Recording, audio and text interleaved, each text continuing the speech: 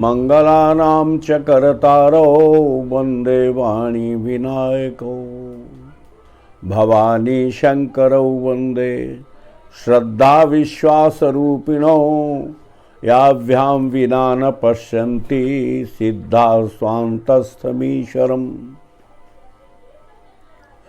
वंदे बोधमयं नित्यं गुरुं शंकररूपिणं यमाश्रितो हि वक्रोऽपि चंद्रः सर्वत्र वंद्यते सीताराम गुणग्राम पुण्यारण्य विहारिणौ वंदे विशुद्ध विज्ञानौ कवीश्वर कपीश्वरौ।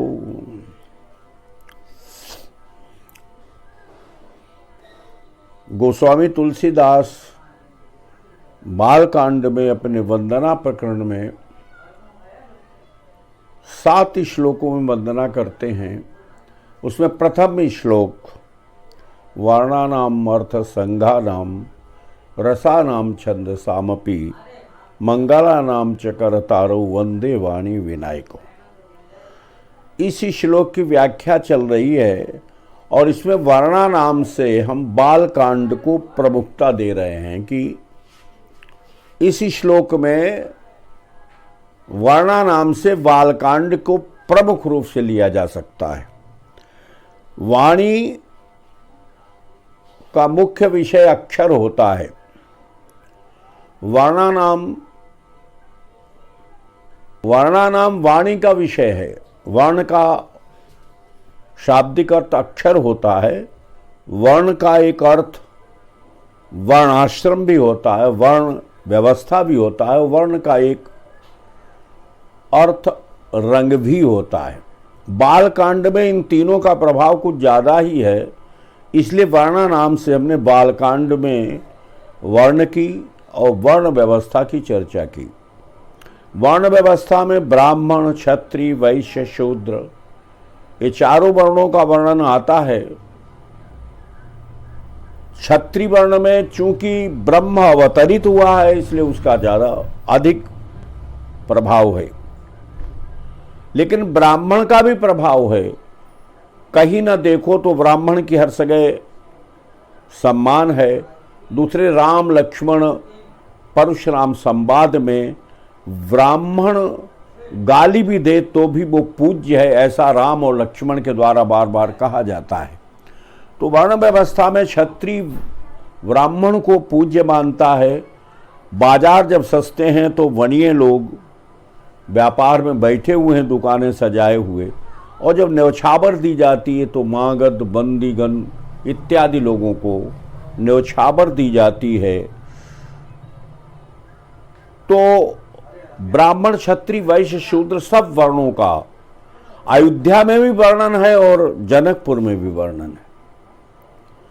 जहां तक वर्ण का तीसरा अर्थ रंग होता है, रंग की दृष्टि से देखें तो चूंकि अयोध्या भी सजाई जाती है और जनकपुर भी सजाया जाता है और प्रकृति में भी सजावट है, लेकिन राम का विवाह जब होने को जा रहा है, बारात अयोध्या से जानी है, तो अयोध्या सजाई गई। विभिन्न प्रकार के चौक पूरे गए, विभिन्न प्रकार के रंगों के बंधन वार बांधे गए, विभिन्न प्रकार के हाथी, घोड़े और रथ इत्यादि सजाए गए जो विभिन्न रंगों के हैं। और तो और घोड़े भी बरन बरन बरबाज विराजे, विभिन्न रंगों के घोड़े हैं। सफ़ेद भी घोड़ा है, काला भी घोड़ा है, नीला भी घोड़ा है, लाल भी घोड़ा है। तो बरन बरन बरबाज विराजे। इसमें आप देखिए शब्द तो वर्ण है, लेकिन यहाँ वर्ण का अर्थ रंग है। वरण वरण वर, श्रेष्ठ रंगों से युक्त बाजी विराजमान है। यहाँ वर्ण संयोजन भी देखा जा सकता है और साथ ही साथ वर्ण का अर्थ रंग भी देखा जा सकता है। अधिक शास्त्रीय हिसाब से न देख करके आप जब अयोध्या से राम की बारात जनकपुर की ओर चलती है तो जनकपुर में पहुंचती है, वहां स्वागत सत्कार होता है। लेकिन उससे पहले बारात को बुलाने के लिए अयोध्या से दूत, जनकपुर से दूत भेजे जाते हैं। उन दूतों ने आकर के जो जनकपुर में धनुष यज्ञ का वर्णन किया, उसको सुनकर के वो पत्रिका बार बार जो दशरथ जी बांचते हैं तब भी संतुष्ट नहीं होते। तो उनकी एक इच्छा है कि उनके लड़कों की प्रशंसा कोई और करे, कोई और करे। और उस समय वो दूतों से कहते हैं, श्याम गौर, एक हमारा पुत्र श्यामला एक गोरा है, धरे धनु भाथा, धनुष और तरकस उसके पास है, बाण भी है, वह किशोर कौशिक मुनि सा था। वो हमारे किशोर कौशिक मुनि के साथ हैं। तो श्यामला और गोरा रंग कह करके वो अपने पुत्रों का परिचय पूछते हैं, नाम से नहीं, रंग से परिचय पूछा। श्यामला और गोरा और भी कोई हो सकता है, लेकिन कौशिक मुनि को सब जानते हैं, कौशिक मुनि के साथ हैं। तो श्यामले और गोरे रंग का प्रभाव अगर अयोध्या में है तो श्यामले और गोरे रंग का प्रभाव जनकपुर में भी है। जनकपुर में तो गली गली श्यामले और गोरे रंग का प्रभाव है, पुष्प वाटिका में श्यामले और गोरे रंग का प्रभाव है, धनुष यज्ञ में भी श्यामले और गोरे रंग का प्रभाव है। तो श्यामले और गोरे रंग के प्रभाव से युक्त जनकपुर अयोध्या ऐसे सजे हुए हैं। हमें तो लगता है कि जैसा जनकपुर का महाराज जनक का भवन सजाया गया है, जनकपुर के हर घर की वैसी ही शोभा है। जनक भवन की शोभा जैसी और ग्रह ग्रह प्रतिपुर देखिए तैसी। जैसी जनक भवन की शोभा है वैसी ही शोभा जो है प्रत्येक घर की है। यानी हर घर में ऐसा लगता है सीता का विवाह होगा। इस प्रकार से जनकपुर का हर घर सजाया गया है। हर घर में बंधनवार बना हुआ है। बंधनवार कितने अच्छे हैं। रचे रुचिर बर बंद निवारे और मनो मनोभव फंद संवारे। यानी कामदेव ने अपना फंदा डाला हो, इतना सुंदर है बंधनवार। बंधनवार को देखकर उसी पर दृष्टि रुक जाती है, इतने सुंदर रंगों से सजा हुआ है बंधनवार। जनक के भवन में जो राम और सीता के विवाह के लिए मंडप बनाया गया, उसमें आप रंग देखें, वर्ण देखें तो कैसे कैसे वर्ण हैं। बुलाए गए कुशल कारीगर बुलाए गए जो मंडप बनाने में कुशल थे, विवाह मंडप बनाने में कुशल थे, लेकिन रचना रचने के लिए सबसे पहले जो स्तुति की जाती है वो ब्रह्मा जी की जाती है, क्योंकि रचना तो ब्रह्मा जी ने ही रची है संसार की। तो वो जो आए तो उन्होंने मंडप बनाना प्रारंभ किया। तो विधि बंदी तीन कीन आरंभा और बीरचे कनक कदली के खंभा। सबसे पहले ब्रह्मा जी की उन्होंने वंदना की, उसके बाद उन्होंने सोने के केले के खंभे बनाए। केला पवित्र होता है और विवाह मंडप में केला रखा जाता है। चारों तरफ केले के 4 खंभे लगाए गए। वो कैसे हैं? विधि वंदी तीन कीन आरंभा और बीरचे कनक कदली के खंभा। सोने के खंभे हैं, लेकिन मालूम पड़ते हैं वो केले के खंभे हैं। केला, अब आप देखिए केला के जो नीचे का भाग है वो तो बन गया, वो सोने का बना है। और आगे हरित मणिन के पत्र फल और पद्म राग के फूल। रंग देखिए, हरी मणियों के पत्ते बनाए गए, यानी सोने के नीचे का हिस्सा है केले का और ऊपर का हिस्सा काहे का है। हरित मणिन के पत्र, हरी मणियों के पत्ते हैं और फल भी हरी मणियों का है। और पद्मराग के फूल, पद्मराग का फूल है। केला जो है उसका तना जो है, नीचे का हिस्सा जो है वो सुवर्णमयी कांति का होता है, ऊपर के पत्ते हरे होते हैं और उसमें जो फल लगता है वो भी हरा होता है, लेकिन उस फल में नीचे जो फूल लटकता है वो लाल होता है। आप देखिए गोस्वामी जी की कला। हरित मणिन के पत्र फल, पद्मराग के फूल और रचना देखी विचित्रवती मन विरंची कर भूल। ये मंडप की रचना ब्रह्मा जी ने देखी तो ब्रह्मा जी भूल गए कि ऐसा मंडप तो मैंने देखा ही नहीं। आप ये सोचिए, इतना ही नहीं, हरी मणियों के बांस, हरे बांस, वेणु हरित, हरी मणियों के बांस बनाए गए। बांस सीधे, मतलब मंडप बनाया जा रहा है। उनके पर्व, उनकी गांठें बहुत अच्छी बनाई गई। इस तरीके से मंडप सजाया जा रहा है। इतना ही नहीं, मंडप में जो कनक के सोने के खंबे हैं उस पे अहिवेली चढ़ाई।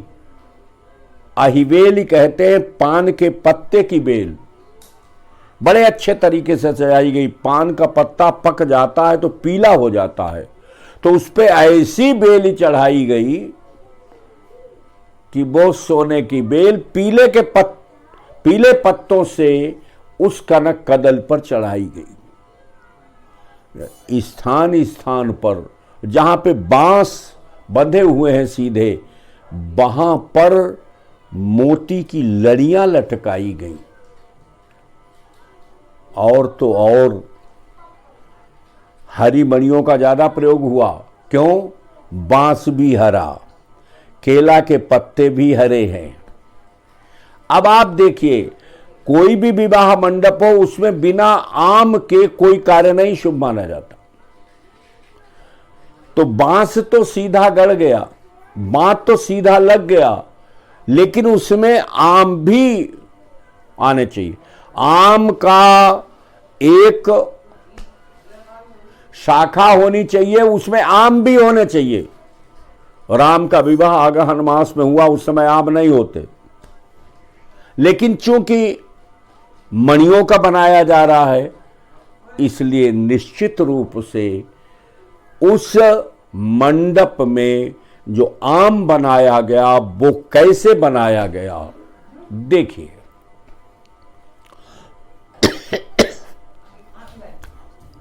भली प्रकार से सौरभ पल्लव सुभग सुठ किए नील मणि कोरी। सुगंधित आम, सौरभ शब्द कह रहा है कि आम की सुगंध आ रही है उस डाल से। पल्लव आम के सुंदर, देखिए सौरभ पल्लव मदन विलोका। शिव को की समाधि नष्ट करने के लिए सौरभ पल्लव में बैठा है कामदेव। सौरभ पल्लव सुभग सुठी, सुंदर आम के पत्ते बनाए गए, बहुत बढ़िया। कैसे? कि ये नील मणि कोरी, नीली मणियों को कोर करके आम के पत्ते बनाए गए। आम का पत्ता जिसमें से आम निकलते हैं वो हल्का नीले रंग का हो जाता है, हरा नहीं रहता। उसमें से कोर करके कैसे वो पत्ते बनाए गए पके। पत्ता पका हुआ होता है, उसमें हरापन नहीं होता, न लालिमा होती है। सौरभ पल्लव सुभग सुठी किए नीलमणि कोरी। हेम बौरी, हेम बौर, सोने का बौर भी है उस पत्तों के आगे, सोने का बौर है। मरकत घौरी, हरे रंग की आम के फल भी लगे हुए हैं। हेम बौरी मरकत घौरी, लसत पाट मय डोरी, और वो रेशम की रस्सी से लटक रहे हैं। कितना अच्छे ढंग से आम की डाल को जो मंडप के बीच में गाड़ी गई उसका सुंदर वर्णन किया गया कि सौरभ पल्लव सुभग सुठी किए नीलमणि कोरी।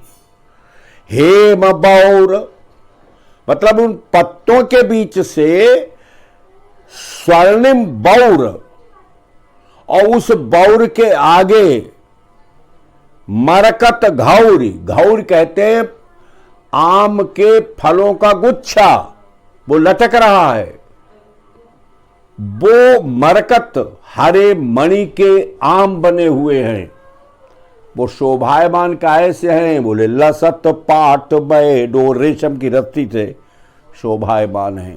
तो ऐसा है, विधि बंदी तीन कीन आरंभा, और बिरचे कनक कदली के खंवा, रचे रुचिर बर बंद निवारे, और मनहु मनोभव फंद संवारे।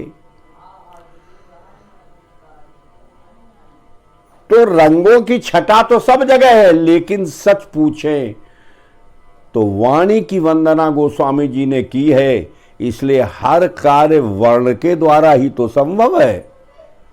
तो प्रमुखता वर्ण की है। वर्ण का शाब्दिक अर्थ होता है अक्षर।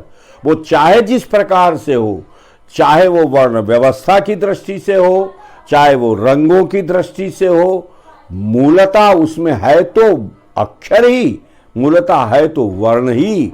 ऐसा नहीं, जिस जगह पर बालकांड में जहां कहीं भी अच्छा से अच्छा वर्णन आया वर्णा नाम में, आप जब देखेंगे तो देखेंगे मूलतः वहां वर्ण अक्षर ही मूल्यवान है।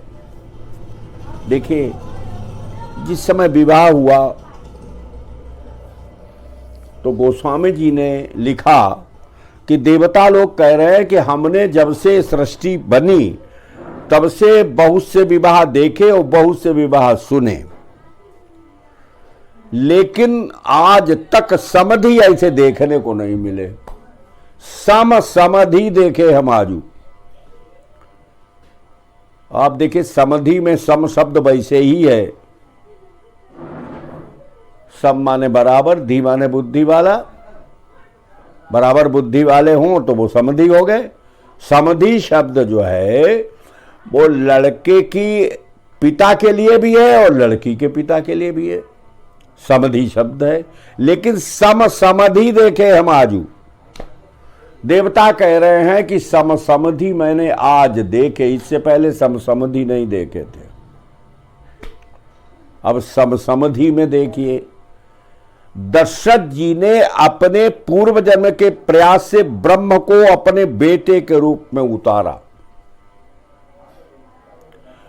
तो दूसरे समधि महाराज सीरध्वज ने अपने प्रताप से भूमि से कन्या प्राप्त की, जो ब्रह्म की आद्या शक्ति है, इसलिए सब समधि हैं। दूसरी बात, ब्रह्म को हम बेटा ही माने, बेटे के अतिरिक्त कुछ न माने, ये पूर्व जन्म में वरदान लिया। और दूसरा समधि ऐसा है जो ब्रह्म में मस्त रहने वाला है, ब्रह्म ज्ञान में मस्त रहने वाला है, जो निर्गुण को ही सब कुछ समझता है, वो आज सगुण रूप में राम का दर्शन कर रहा है। सगुण रूप में राम का दर्शन कर रहा है। यह है दूसरे समधि की विशेषता। एक ब्रह्म को अपने यहां बेटा बना के लाता तो दूसरा दामाद के रूप में उसका स्वागत कर रहा है। विदा के समय जनक जी ने राम जी से हर प्रकार की वंदना की, बोले तुम अव्यक्त हो, अनादि हो, अज हो, वेद भी तुम्हारा मर्म नहीं जानते। हम ये सब कुछ जानते हैं, लेकिन मैं भाग्यशाली हूं कि आज वो ब्रह्म जो देह रहित है वो सदेह मेरे सामने खड़ा है। कैसे खड़ा है? नयन विषय मुंह कहां भयऊ, सो समस्त सुख मूल। वो ब्रह्म राम सगुण रूप में मेरे नेत्र का विषय हुआ। ये सुख का मूल मुझे प्राप्त हुआ। यह लाभ जग जीव कहां, भय ईश अनुकूल। जीवात्मा का सबसे बड़ा लाभ यह है कि ईश उसके अनुकूल हो जाए। ईश का एक अर्थ शिव भी होता है। सच पूछा जाए, शिव भी जनक जी पर प्रसन्न है, और यहां ईश का अर्थ राम ले लें तो राम भी जनक पर बहुत प्रसन्न है। तो समधि देखे हम आजू, हर प्रकार से, हर दृष्टि से ये समान समधि है। अगर बहुत संक्षिप्त व्याख्या की जाए तो ज्ञान, भक्ति और वैराग्य की दृष्टि से दोनों समधि हैं। इसलिए वर्ण का प्रताप, वर्णा नाम में वर्ण अक्षर का प्रताप ही सर्वथा सर्वमान्य माना जाएगा। वर्ण व्यवस्था की दृष्टि से, रंगों की दृष्टि से ये एक वैसा प्रयास तो हो सकता है, लेकिन सच पूछें, वर्णा नाम में वर्ण का सर्वाधिक प्रयोग, सबसे उत्तम प्रयोग बालकांड में हुआ है, जिसके ऊपर मैं बोल रहा हूं। और ये मेरी इच्छा है कि आगे और भी बोलता रहूंगा। बोलिए सियावर रामचंद्र की जय।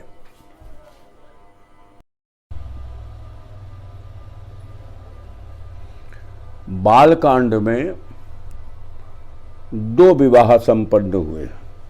एक तो शिवजी का विवाह हुआ और दूसरा राम जी का विवाह हुआ। शिवजी के विवाह में जब दूल्हा का श्रृंगार हुआ तो सबसे पहले मौर बांधा गया। शिवहि शंभुगन करहि सिंघारा, जटा मुकुट वही मौर समारा। शंकर जी के सिर के ऊपर जटाओं का मुकुट बनाया गया और मणि वाले सर्प को खड़ा कर दिया गया, जिससे मौर बन गया। तो शिवजी के विवाह में सबसे पहले मौर है, और राम जी के विवाह में सबसे पहले पैरों में महावर है। जावक जुत पद कमल सुहाए, सबसे पहले पैरों में महावर लगाया गया। जिन पैरों में मुनियों के मन सदा रमण करते हैं, उन पैरों में महावर लगाया गया। महावर एक पवित्र श्रृंगार है। स्त्रियों के हर शुभ अवसर पर इसकी आवश्यकता है, लेकिन वर के विवाह से पूर्व महावर लगाया जाता है। राम के सबसे पहले महावर लगाया गया। दो रंग, एक लाल रंग और एक पीला रंग, दो रंग विवाह में बहुत शुभ माने जाते हैं। राम को महावर लगाया गया। उसके बाद पीली धोती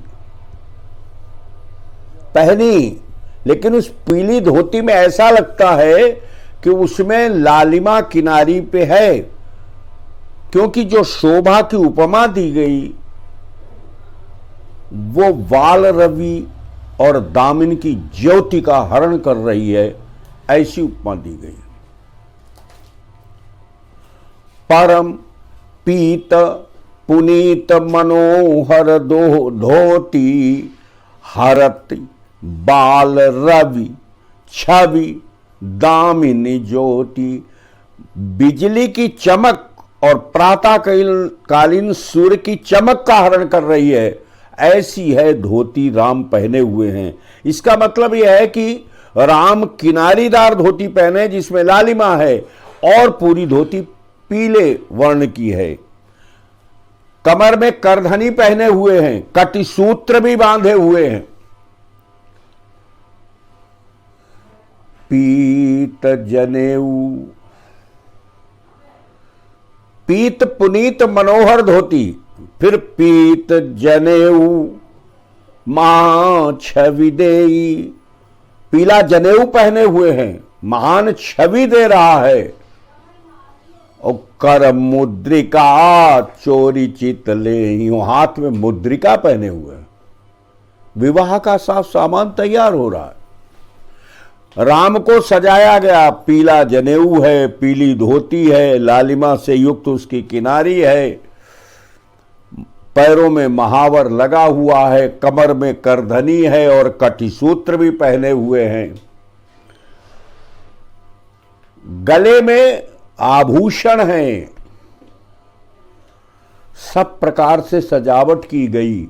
और अभी मैंने कहा था शिव जी के सर के ऊपर सबसे पहले मौर बांधा गया, मौर की तैयारी भूतगणों ने की। और यहां राम के सिर के ऊपर सब श्रृंगार करने के बाद मौर बांधा गया। अब राम के सिर के ऊपर मौर सुशोभित हो रहा है। तो राम का श्रृंगार जो है वो पैरों से शुरू होकर सिर की ओर जाता है, लाल और पीले से युक्त है, और उसके बाद अंत में उनके सिर के ऊपर मौर शोभायमान है। ऐसे दूल्हा वेश में राम को सजाया गया। देखिए, शिवजी का विवाह हुआ, उसमें मात्र हिमालय ने अपनी पुत्री को शिवजी को सौंप दिया। ऐसा नहीं हुआ कि भामरे पड़ी हो, पार्वती और शिवजी की भामर नहीं पड़ी, लेकिन राम की सीता के साथ भामरे पड़ी। वो देव विवाह है, ये मानव विवाह है। मानव विवाह मानवों को, संसार के लोगों को कैसे विवाह की रीति होती है उसकी सूचना देता है। राम के विवाह की वही रीति है। देखिए, हिमबंत जिम गिरि जाओ महेश हरि श्री सागर दई, तिमि जनक राम ही सिय समर्पी विश्वकल की रति नई, क्यों विनय करे विदेह कियो विदेह मूरति सांवरी, करी होम विधिवत गांठ जोरी होन लागी भांवरी। राम और सीता की भांवर पड़ी। भांवर पड़ने के बाद सिंदूर दान की जो रीति है उसको पूरा किया गया। राम सीता के सिर पे सिंदूर दे रहे हैं। राम सिय सिर से दूर दे, राम सीता के सिर पे सिंदूर दान कर रहे हैं। राम की भुजा जो है वो नीले रंग की है।